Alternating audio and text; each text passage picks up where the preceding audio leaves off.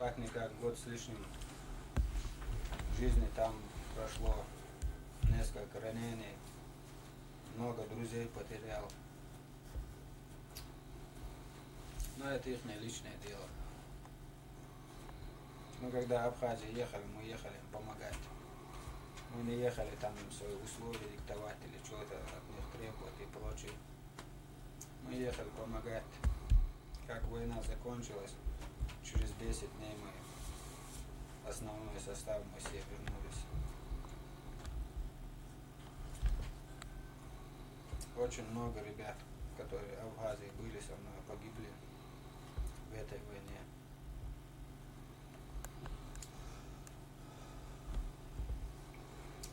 Ну, как говорят французы, c'est la vie, c'est si bon.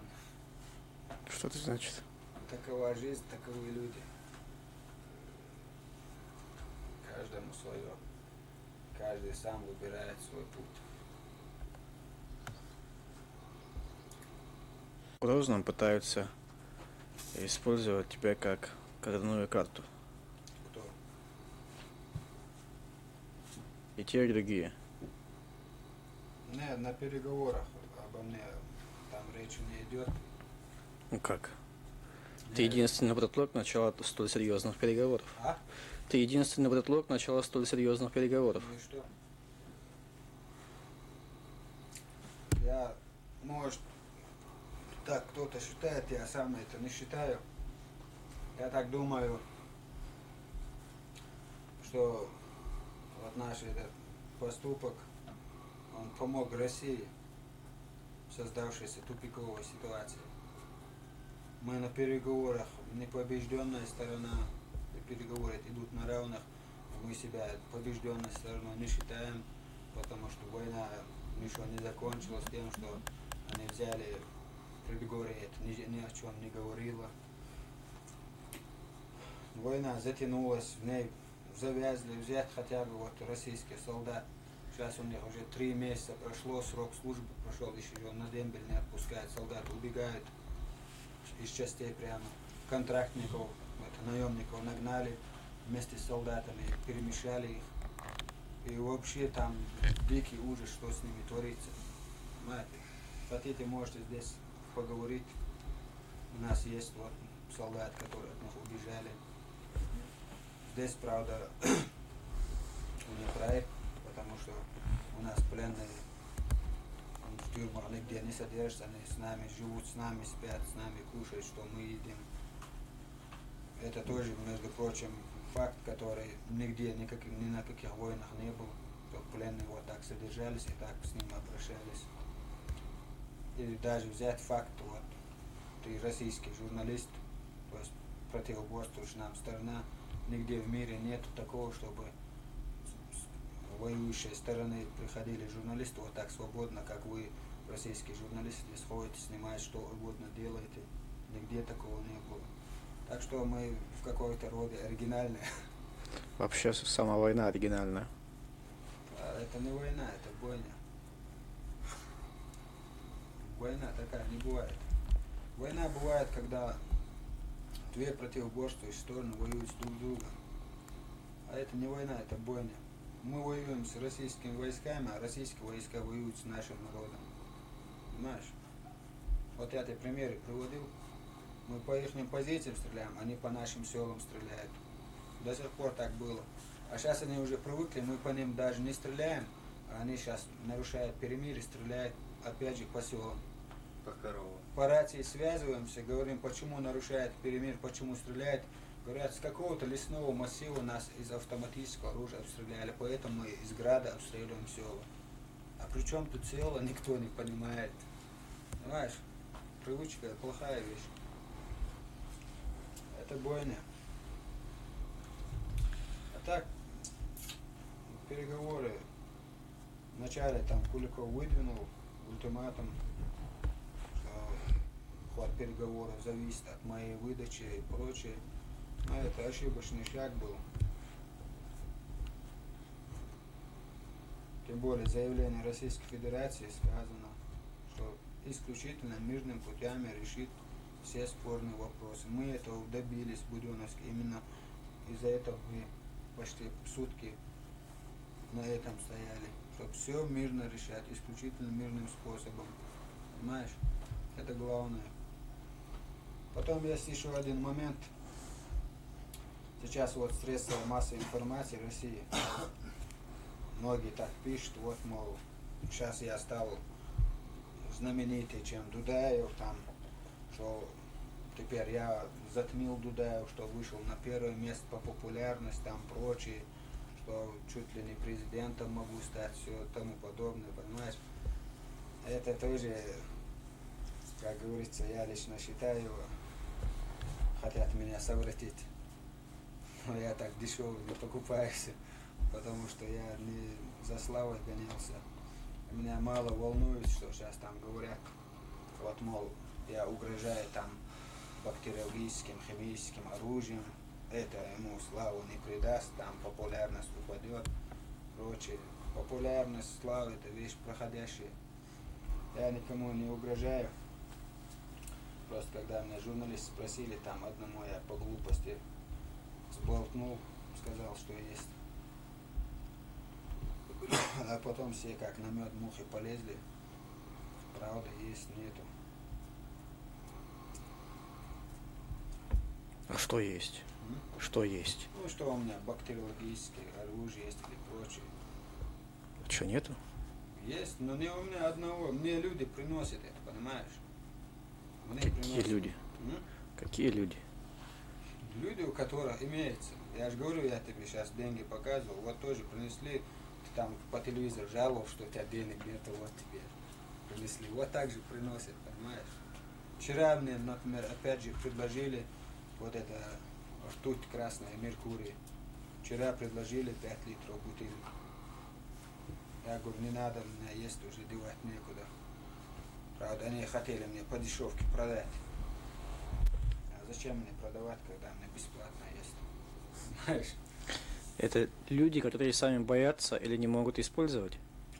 Нет, это люди, которые в свое время, некоторые для коммерческих целей приобрели, некоторые просто, что плохо лежит, хватают, прячут, как говорится, хозяйство все пригодится.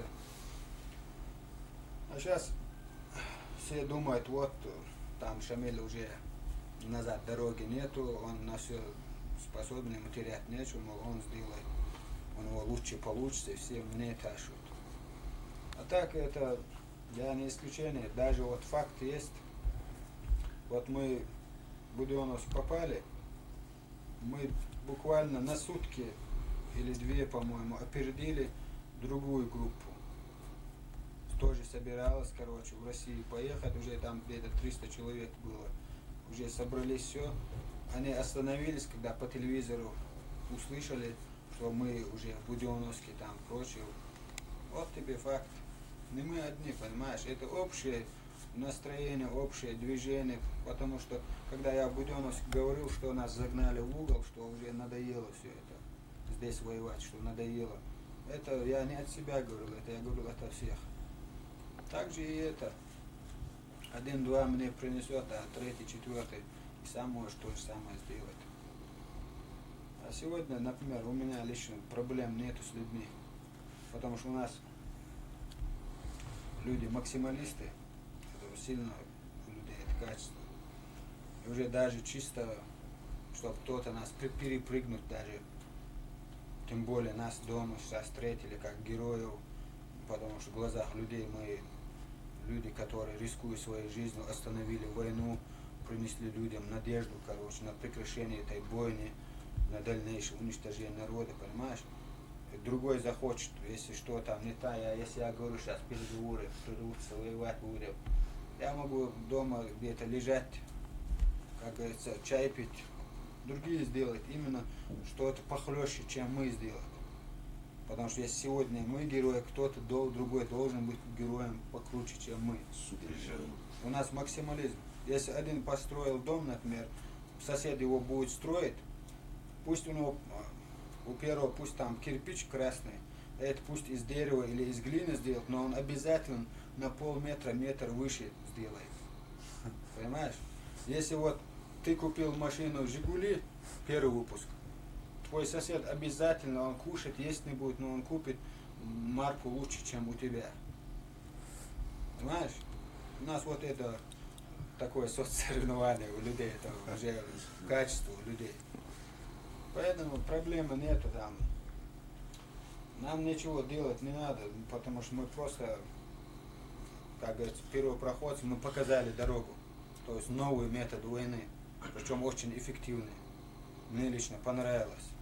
Я не в смысле, что мы там шантажировали правительство России, там заставили сесть за переговоры. Не в этом даже смысле, а в смысле именно материального ущерба, который мы понесли. В смысле затрат. Это очень эффективно, мне понравилось. 100 миллионов потратили, на триллион ущерб нанесли. Потому что для нас сейчас главное, это чем хуже России, тем лучше для нас. И для всего мира лучше. Знаешь, настолько нас довели до такого состояния, что нам что угодно, лишь бы плохо России сделать. Вот до такого состояния довели. Поэтому нам особо ничего делать не нужно. Мы свою уже работу сделали, можем, как говорится, на пенсию уйти. А политическое, это все, это не для меня, это ерунда. Я собираюсь пчеловодством заняться. Мне Как? понравилось, а? Как? Пчел буду разводить. Я так землеустроителем так и не смог поработать. Военным мне не нравится, это вынужденно. Мы вот, это было в сентябре 91 года, когда мы первый роту спецназа собрали. Мы там дали друг другу слово, что все забудем, там дом, все прочее, личные дела забудем до тех пор, пока у нас независимость полная не обретем. А это все закончится. Армейские службы, это ерунда, это не по мне. Так же, как мне. У меня есть прекрасные ребята, которые мечтают быть офицерами, военными. Такие ребята есть способные.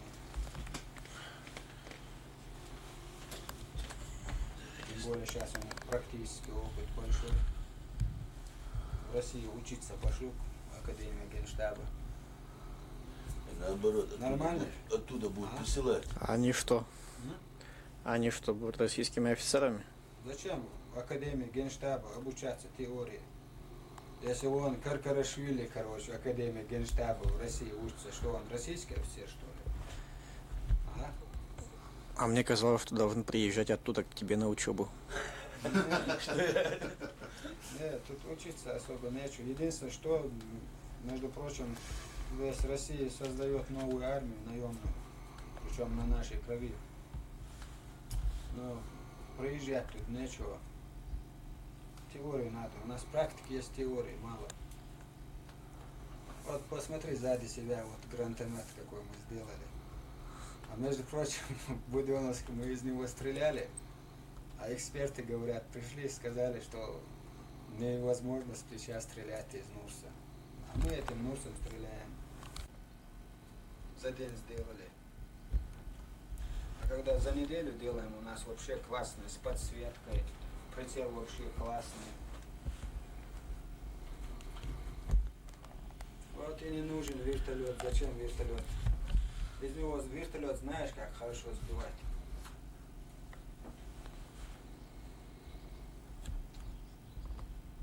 Так что у нас практика есть, новые виды оружия есть, это тоже ерунда, у нас еще покруче есть. Как говорится, жизнь заставляет.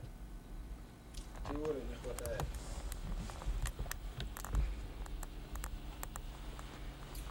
Теории в России хорошо учат. Особенно если у человека желание есть. Ты судишь это по своим студенческим годам? А? Да. Студенческие годы. Да нет, студенческие годы я там нормально не учился, желания особо не было. Потом, ну что, с нами учились, там городские ребята, девчат, которые корову в жизни не видели. А я до института еще после 8 класса я летом на уборке штурвальщиком, помощником комбайнера работал, в сельском хозяйстве работал до армии. После армии он опять же там ездил в Волгограде, кошары строил, дома строил, сельское хозяйство в селе вырос. Я все это знал, что там получали, понимаешь, и корову видел, все знаю. Поэтому легко было, но я с детства мечтал быть следователем. Я 3 раза поступал в МГУ, не поступил. И просто 3-й раз, когда поехал, это в 86 году было, осенью, на ПО я поступать поехал, думал, поступлю. Летом не смог, там на заработках были, работали. Вот. У меня было 2 пятерки и 4. А со мной в комнате парень с Донбасса был, Донецка. У него 2 четверки и 5 было. И вот он поступил, а я не поступил. Тогда я в деканат пошел, там, говорю, что такое, у меня балл выше, почему я не поступил, он поступил. А мне это заместитель, по-моему, был этого декана. Он говорит, а у нас молодой человек, говорит, главное, мы смотрим не на балл, говорит, это не главное, говорит. Я говорю, а что тогда?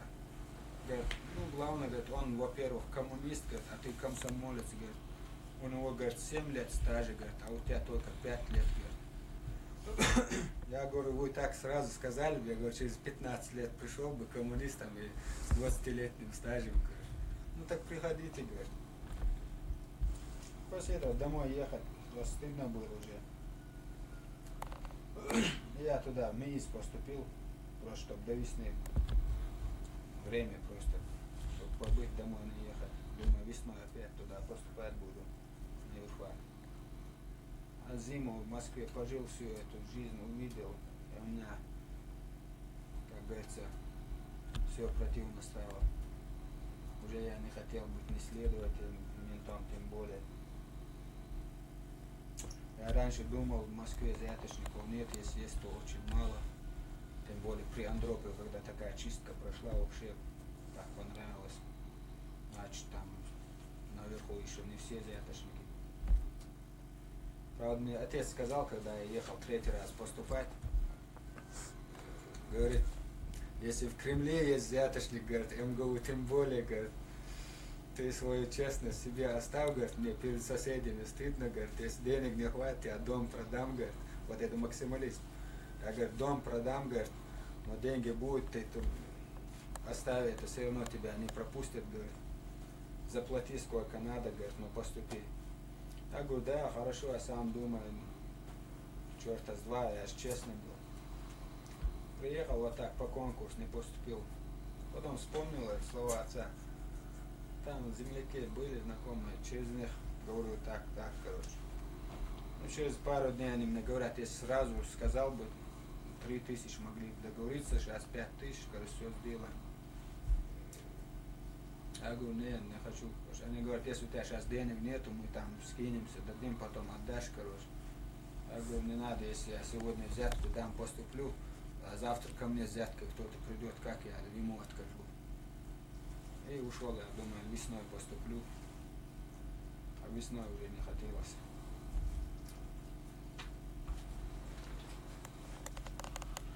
А там, если тут и учиться, это ничего трудного не было. От физики, химию, эти ерунду я не любил еще. Ешь, согласен ли в школе? А военное искусство? Военная ерунда, что там. У нас понтонные это были на кафедре военном, понтоны обучали.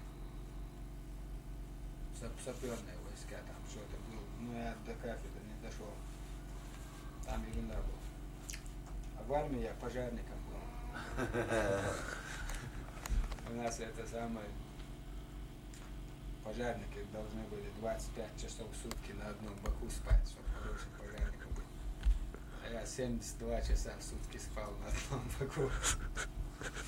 Привычка, да, здесь. Кстати, я 2 пожара тушил. При обоих отравился, но медаль не дали. Я там за начальством бегал, подкалывал, давай, ты, говорю, медали, пожар, ты все. Первый раз 31-го был на Новый год, а второй раз 4 марта, это как раз там выборы были в 84 году.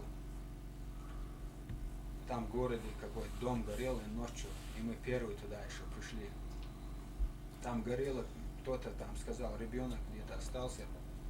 И я туда заскочил, где-то обычно в газетах везде пишут, под кроватью находят детей. Там плохо видно, жара, дым, короче.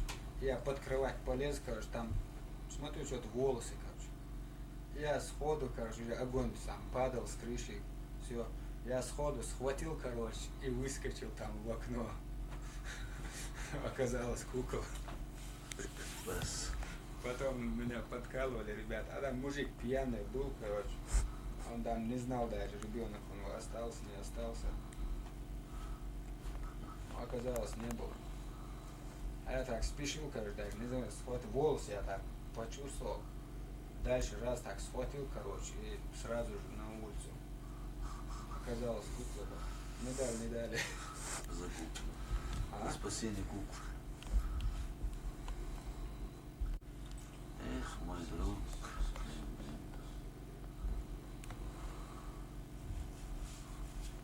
Это правда, что кто-то из твоих ребят хотел жениться в Буденновске? Это не то слово. То есть, Они один Да. зеркало не знали. После штурма это такая доверительная обстановка. Первые 2 дня это до штурма. Первый день особенно вообще так все боялись. Там оказалось очень много красивых девушек, ну, еще бы. а их они прятали. Там старушки, прочие, короче, сзади себя, там они ложились, эти садились, короче, даже на них садились, вот так прятали. Но я так замечал, но не особо сильно четко они прятали. Так было заметно, что вот прячут. А вот после штурма уже, короче, резко так появилось столько красивых девушек. Особенно во время штурма там некоторые ребятам даже автоматные рожки заряжали.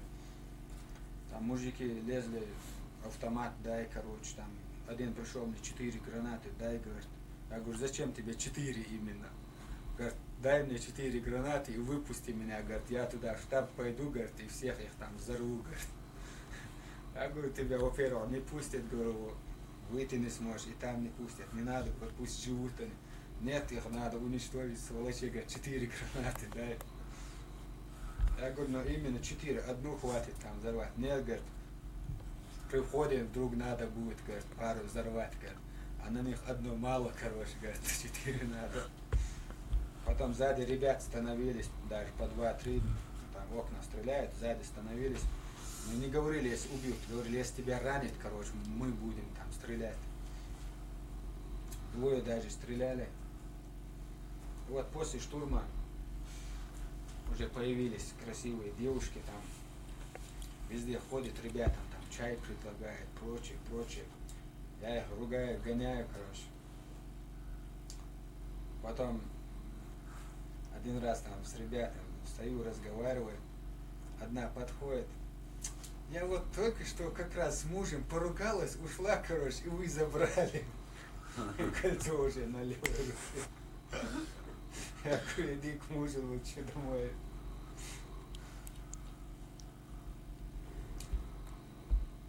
Конкретно, что жениться кто-то собрался, это я не знаю.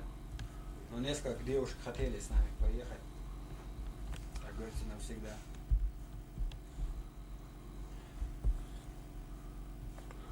Опять сказали насильно.